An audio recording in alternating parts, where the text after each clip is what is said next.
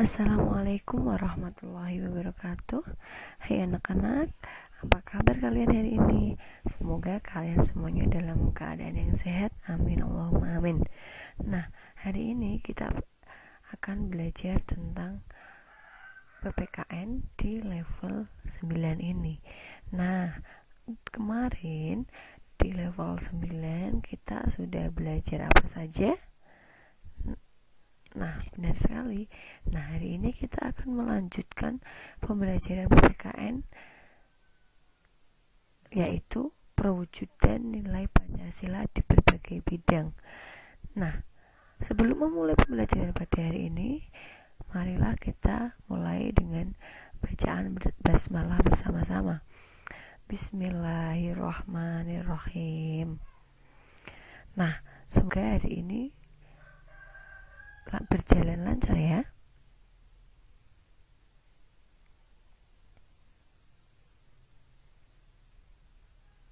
Perwujudan nilai Pancasila di berbagai bidang. Yang pertama ada bidang politik, yang kedua di bidang ekonomi, yang ketiga bidang sosial budaya, dan yang keempat pertahanan dan keamanan. Nah, di keempat bidang ini kita akan pelajari satu persatu. Yang pertama, politik. Perwujudan nilai-nilai Pancasila di bidang politik dapat dilihat dalam beberapa hal, seperti lembaga negara, hukum, dan sistem demokrasi Indonesia. Nah, misalnya apa? Dalam sistem hukum, bagaimana penerapan hukum di Indonesia. Kemudian sistem demokrasi, bagaimana penerapan demokrasi di Indonesia, misalnya dalam pemilihan presiden, pemilihan gubernur, pemilihan bupati, dan lain sebagainya. Yang kedua, perwujudan dalam bidang ekonomi. Sistem perekonomian yang dikembangkan di Indonesia adalah sistem ekonomi yang dijiwai oleh Pancasila. Nah, dijiwai oleh Pancasila itu maksudnya apa?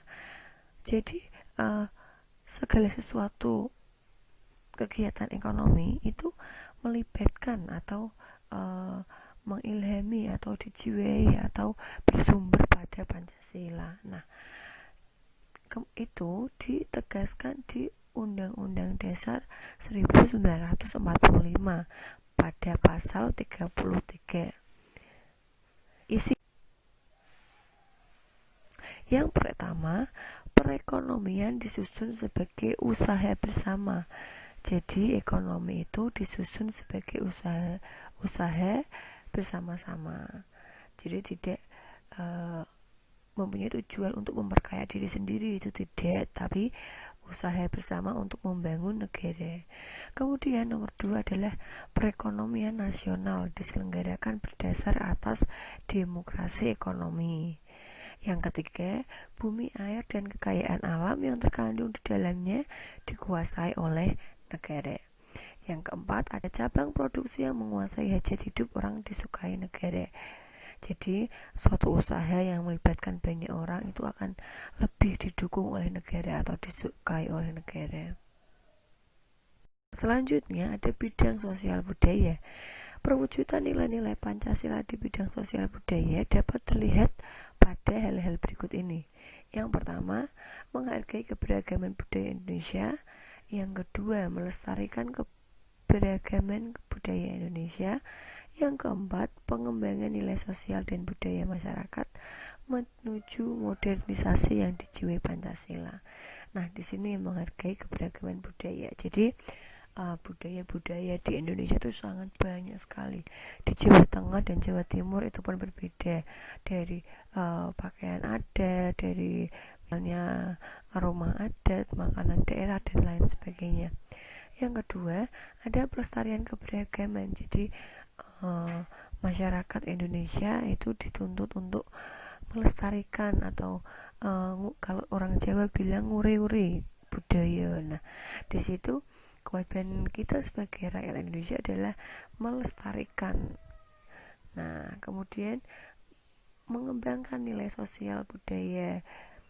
Nah, jadi di masyarakat itu mempunyai kewajiban untuk mengembangkan nilai sosial budaya, terlebih yang begitu.